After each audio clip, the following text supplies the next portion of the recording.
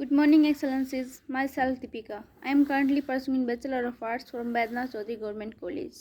The topic of my speech is Guru Gobind Singh Jayanti. गुरु गोविंद सिंह जयंती सिखों के 10वें और अंतिम गुरु गोविंद सिंह की याद और सम्मान में मनाई जाती है। गुरु गोविंद सिंह का जन्म 22 दिसंबर 1666 पटना, बिहार, भारत में हुआ था। गुरु गोविंद सिंह के पिता का नाम तेग बहादुर सिंह था तथा उनकी माता का नाम गुजरी देवी था। गुरु गोविंद सिंह को बचपन में गोविंद राय नाम से पुकारा जाता था। उनके जन्म के बाद वह पटना में 4 वर्ष तक रहे। गुरु गोविंद सिंह की जयंती सिख धर्म के लोगों के लिए बहुत महत्वपूर्ण होती है। वह एक महान आध्यात्मिक गुरु, योद्धा, दार्शनिक और कवि थे। गुरु गोविंद सिंह ने खालसा पंथ की स्थापना की थी। गुरु गोविंद सिंह के पिता तेग बहादुर सिंह सिख धर्म के 9वें गुरु थे। गुरु तेग बहादुर सिंह कश्मीरी पंडितों का धर्म परिवर्तन मुस्लिम धर्म में बनाए जाने के खिलाफ थे। उन्होंने इस पर खुलकर विरोध किया तथा खुद भी इस धर्म को अपनाने से मना कर दिया।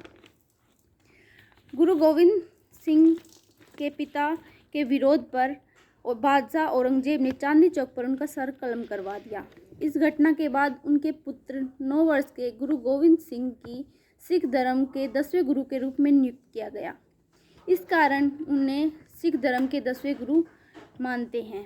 यदि आज भारत में संस्कार और धर्म स्थापित है तो उनका पूरा श्रेय गुरु गोविंद सिंह को जाता है।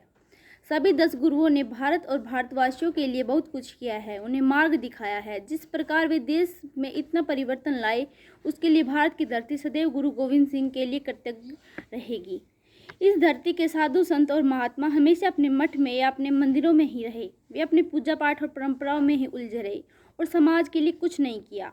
जो लोग समाज सेवा करते थे वे सच्चे सिपाही थे और धर्म से कोसों दूर थे। गुरु गोविंद सिंह ने तब यह कहा था कि मन से साधु बनो, व्यवहार में मधुरता लाओ और भुजाओं में सैनिकों का बल लाओ। तथा उन्होंने संत सिपाही का नारा दिया। स्वयं संत सिपाही बने। संत सिपाही का अर्थ है करुणा में होना और भयभीत नहीं होना।